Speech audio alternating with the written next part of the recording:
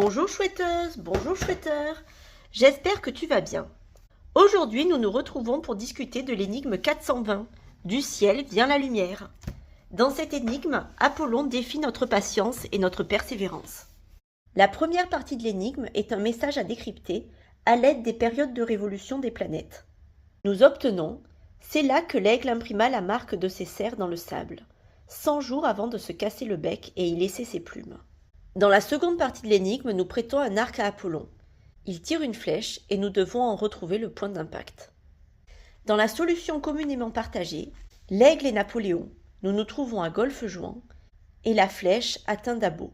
Je dois avouer que cette solution est très cohérente. Cependant, un élément vient perturber cette certitude.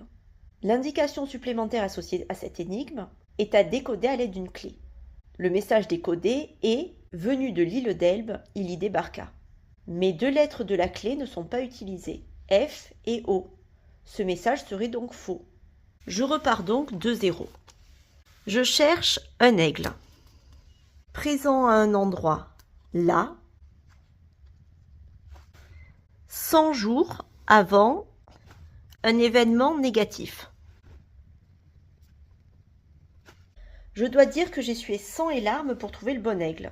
Surtout que je ne savais pas que les éléments contemporains étaient exclus de la chasse. Allez, c'est parti, nous avons un aigle à chercher. Je garde Napoléon et la Côte d'Azur en tête. Ensuite, je procède à l'envers, c'est-à-dire à partir des clins d'œil des auteurs. Dans le texte introductif du Père Méhu, Paul Hacher parle de trimestre. Donc 100 jours peut être amené à environ 3 mois. Ensuite, dans ce même texte, Paul Hacher décrit les paysages traversés par le Père Méhu. Et à la fin de cette description, il dit « J'entends les mêmes torrents, les mêmes cascades et les mêmes vagues crevant sur la grève. » Pour moi, cette tournure de phrase « crevant sur la grève » n'est pas en adéquation avec le reste du texte. C'est donc potentiellement un indice. Je cherche un événement négatif ayant eu lieu sur une plage. Par exemple, catastrophe aérienne ou maritime.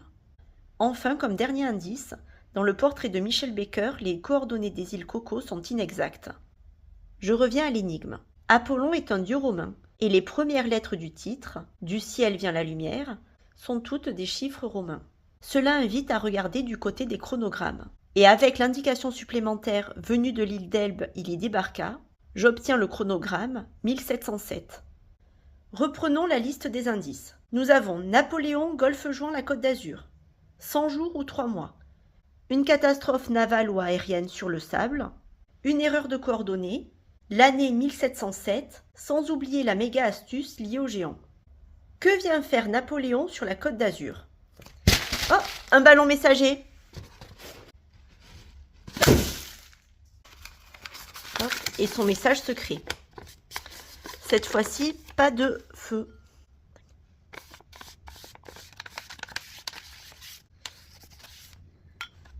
Toulon. Effectivement, Napoléon est impliqué dans le siège de Toulon en 1793. Il y a également eu un siège de Toulon du 29 juillet au 21 août 1707. Donc notre là serait Toulon. Et le départ des 100 jours, le 29 juillet. La Grande-Bretagne y était présente et a fourni un soutien naval. Sur le trajet du retour vers l'Angleterre, la flotte de l'amiral Chauvel, qui se traduit pêle, coïncidence ou pas, rencontre du mauvais temps et une mer déchaînée. Déviant de leur route et incapables de calculer précisément leur position, le 22 octobre, 4 navires, dont le HMS Eagle, notre aigle, heurtent les récifs des îles Scilly. Plus de 1400 morts. C'est l'un des plus importants désastres maritimes britanniques. Il sera d'ailleurs à l'origine du Longitude Act, un concours pour récompenser celui qui définira une méthode de mesure de la longitude en mer. Pour terminer, dans ces îles se trouve une fortification défensive appelée Château du Géant. Pourquoi dans l'énigme initiale 100, C-E-N-T, était-il en clair? Il s'agit bien d'un indice, car 100, ou plutôt 100, est une division administrative dans les pays anglo-saxons. La légende dit qu'un marin avait essayé de prévenir l'équipage du drame, car il était natif des îles Scilly et qu'il reconnaissait leur odeur particulière. Ce qui me fait penser à la formule « palpiter les narines », présente à la fois dans l'introduction du Père Méhu et dans le portrait de Michel Baker. Apollon tire donc sa flèche depuis Toulon. Concernant la seconde partie de l'énigme, je n'ai pas résolu sa technique de tir. Heureusement, Michel Baker nous a donné le lieu d'arrivée de l'énigme. Dans la vidéo Le Rouge et le Noir, Michel Baker dit « Des indices diffus susceptibles d'aiguiller, voire d'aiguillonner les chercheurs ». Il nous a effectivement aiguillés, voire aiguillonnés, vers l'Aiguillon-sur-Mer. Une flèche littorale est une formation de terre étroite qui est reliée à la côte à une extrémité, et l'Aiguillon-sur-Mer est situé sur une flèche. D'ailleurs, dans l'introduction du Père Méhu, la passante darda son doigt sur la carte. Et un dard est un aiguillon. Pour conclure, notre flèche part de Toulon et arrive à l'Aiguillon-sur-Mer. À bientôt et vivez joyeux!